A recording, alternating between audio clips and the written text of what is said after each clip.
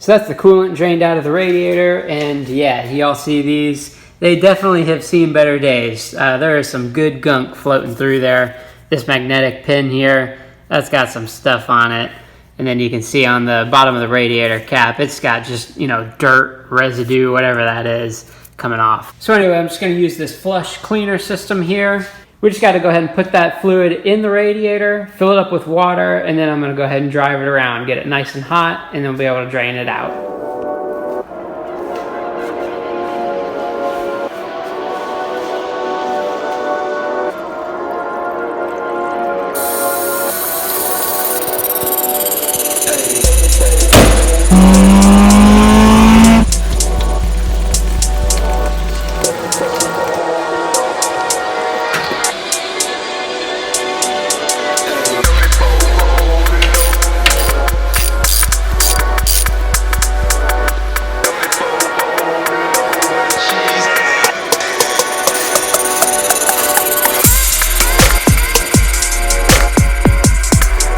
So that's radiator out, super easy, and there it is. Yeah, not in the best nick, is it? I'm gonna be reusing the fan, so I am keeping that. At least I think I'm gonna be reusing it, but I am gonna be getting new hoses. They need to go for an Integra. And here's the new radiator, CSF Integra full-size radiator. Hi. So I'm interrupting my own video here to say this to all you keyboard warriors who are starting to type already, wanting to tell me that my single row, plastic construction, OEM radiator is not up to the task of track racing this thing.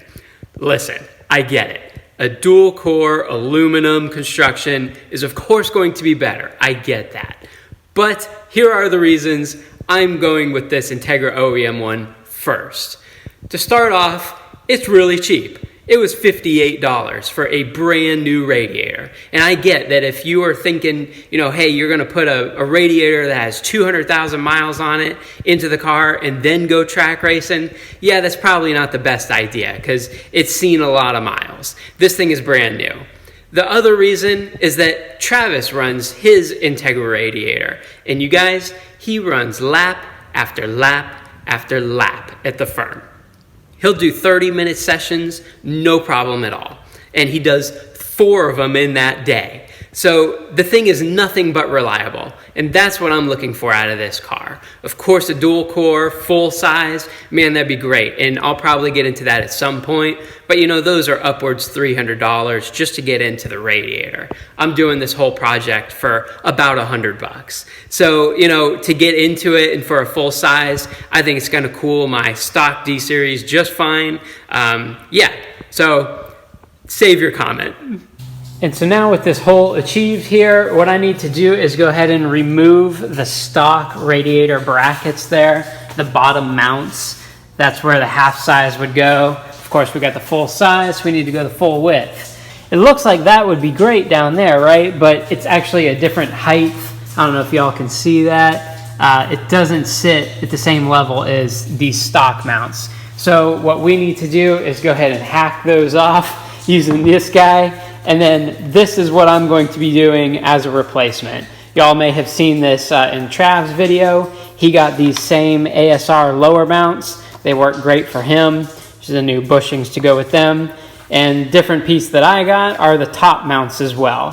So these are ASR top mounts, again with the bushings. And what we're going to be doing is either trying to reuse a stock location or we have to drill our own holes. And we'll go ahead and mount the radiator like that. All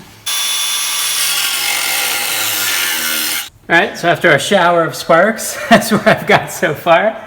Still got these guys to go. They come off pretty good and clean. Just a little update using this saw right here. It definitely kicks ass. This one I did a little bit differently. This one I just chopped off the end. And when I did that, I realized I still need to get this part of it out of here. So what I've started to do on this one, and which I will complete on this one, is actually start to cut in this top portion here, and then I'm actually going to be able to wiggle this thing out. I just wanted to show you all that because when I'm sitting there cutting that, I'm like, well, that doesn't look quite right. I need it to be gone like I did this one right here. See this piece? So I'm going to keep continuing on with that, and then I'm just going to hammer that stuff in right there so it's nice and flush. And there we are. After many sparks and a couple misses, I'll have to shoot that up again with some frost white. I'm going to clean it again, of course. But they're all hacked off. Here's all the pieces. Kind of just cut it real good, you know, and then work it off with your hand. So that'll make room for these guys. I'm just going to go ahead and hammer that all down, clean it up a little bit.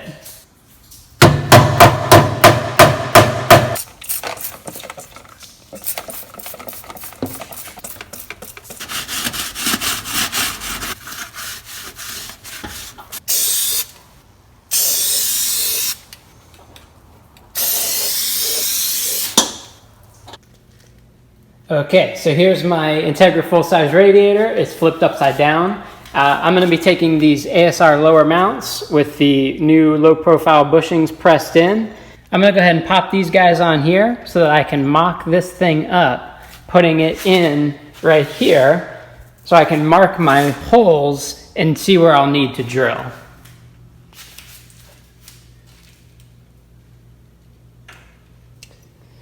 So what I'm noticing here with these mounts is you can kind of do it one of two ways. You could mount them to where they're sitting on top like this, and I do like that because you can actually back the mount up a bit further, or you could mount it below this lip right here.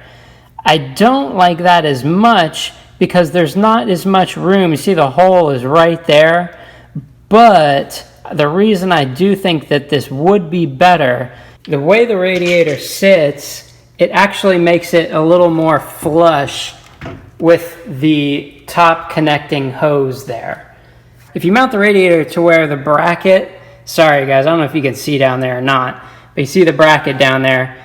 If you're mounted to where it's sitting up top, it actually is a little bit taller than the water outlet on the block. And that's not as good. I don't think the water's supposed to travel upwards from there. I think it's supposed to be a pretty straight shot. If you mount the ASR bracket underneath the lip there, it puts it in line a little better. So this is my super crude mock-up here. You know, I'm gonna run it just like this at the track, tape, no problem. I have my mounts down in there. I know you can't really see it that well, but I'm just trying to find my position of how I'm going to mount them. I've made some marks underneath the car there already, and I've already went and measured out to make sure that my ASR top mounts will work. This mount right here is going to have to kind of be off to the side like this a little bit. This one is going to be pretty much right on in a great spot, but they're both going to work just as they're supposed to. It's just kind of the way the lip is down here compared to this side. That's just kind of the way this radiator is going to sit in my car, which I'm totally fine with. It's going to be sweet. And you see in there, all radiator, buddy. And there are the two holes. Got the bracket. And these guys are nice and strong. So you see there, it is threaded. That goes down into the hole, and then you got a locking nut on the end of it. So you just use the key here. You go ahead and twist that down, lock it in, and then we'll use the thread once we get it up in the car. As nice as the bolt is they gave me, this one is actually way too short. I don't know what's going on there, but so I am going to be using this 10 mil that I have laying around, and I'm going to find another one, and then you see obviously the difference in the length there. And that will give me enough to go through those two sheets of metal down there. All right, and there we go. There's the first mount on. All right, again with my incredible mock-up tape there. This side is actually being held down by the lower mount. Can't really see down there, but at the very bottom it is being held on. So I'm gonna go ahead and mock up the lower mount on that side, and that way I can make sure that everything is gonna line up as I had pre-marked it. And then I'm going to go ahead and drill it out. And all right, you guys. So the bolts are a bit of a mismatch. That one on the right there is a little bit longer than that one, but I can resolve that at a different time. they are on. Yeah, they look great.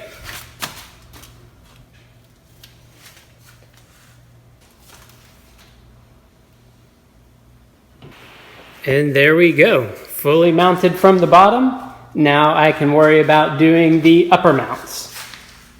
And again, I do have these cool ASR upper mounts and the nice low profile bushings that they provide. The way these brackets sit up here, I'm actually going to not have quite enough room to get the rubber grommet down over the holder here.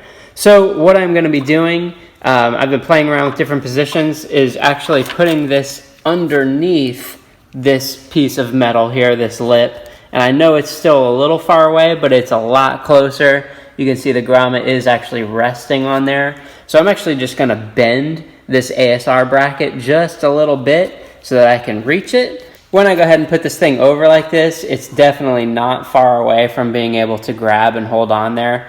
So I'm just going to bend this thing a little bit. It's really pliable, and I have my new vise here, so I'll definitely just load that thing up in there and bend it a little bit. And then it's going to be the same on this side. This side is still just a bit too tall, as you can see when you really flush this thing out. So again, I'll just bend it a little bit, and I'm going to mount it on the underside of this lip. It gets it much closer just by doing that. I don't know if y'all can really see or not, but that lip on both sides is actually a little bit thick. So it is much better when you go ahead and put this bracket underneath here. So I got that guy just barely hanging on in there. I'm going to go ahead and just bend it a little bit. You see how it's definitely pliable. All right, just a tiny bit of bend, and I know this is sitting on top. I told you I'm mounting it on the bottom, and I am. But after a tiny bit of bend, it sits in there just right.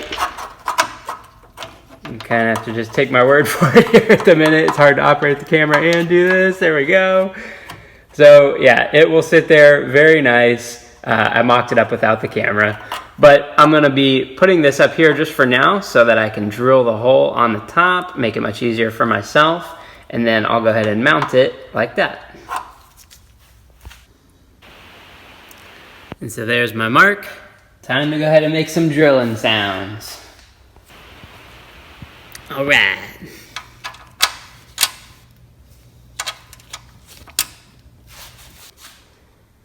All right, you guys. So that is the Integra radiator. It's loosely mounted right now. This bracket right here, I'm still gonna bend a little bit. For all intents and purposes, this thing is in there pretty good, but still, I'm thinking I'm gonna bend that down just a bit so I can get a bit more on there, like this one is over here.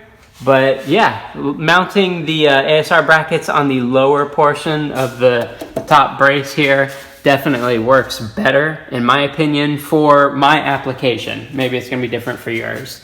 And then for the lower mounts, I know you can't see them, but they are underneath the lip of the car. So yeah, I mean, that looks great. I'm super happy to have a full-size radiator in here, and that should definitely provide more than enough cooling for my little D-Series, especially on stock power.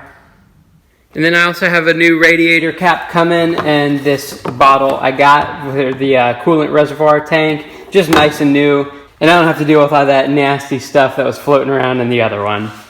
So that's just, of course, the radiator mounted. I still need to do the hoses, the upper and lower hose. But look, that's a nice gap, in my opinion, between the inlet and the outlet of the block. It's gonna be nice and pretty much straight. Much better than if I had top mounted those lower mounts and the thing would be sticking up higher.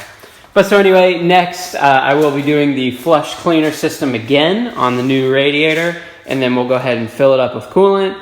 And we'll drive it around and see if our overheating issues are solved by that or if we got to get into it further. So thanks for watching, guys. Talk to you in the next one.